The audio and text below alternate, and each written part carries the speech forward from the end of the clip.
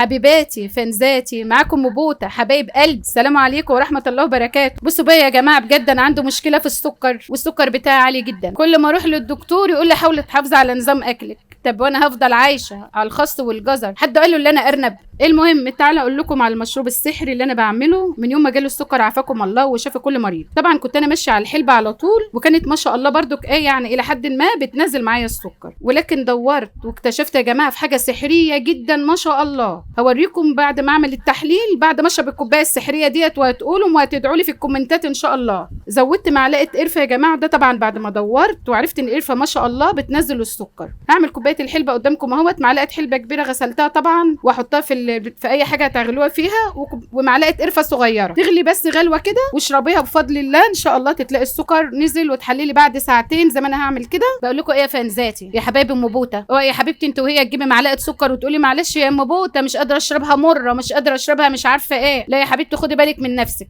انتوا عارفين والله يا جماعه، ربنا يشفي ويعافي كل مريض ويعافيكم. انا من يوم ما جالي السكر ما خدت سكر ابيض خالص، بعتمد على اي حاجه، باخد من فاكهه حاجه حلوه حاجه مش عارفه ايه، بس برضك بروح في داهيه. ادي احنا بنحرس وربنا بقى الشافي. يا حلوين انتوا يا طعمين. اوعى تيجي واحده تقول لي ايه احنا ما خدناش البرشامه يا ام بوته علشان هنشرب حلبه وقرفه. لا يا حبيبتي انتوا وهي ما تحملنيش مسؤوليتكم. البرشامه او الانسولين بناخده علاجنا زي ما احنا بناخد علاج السكر، بس الكوبايه ديت بنقول يعني ايه الى حد ما بتنزل السكر مع العلاج. ما تنسوش بقى يا حبايب قلبي تعملوا اشتراك وتفعلوا الجرس. حبايب قلب ام بوته، وتنوني في حكايه جديده. كان معكم ام بوته.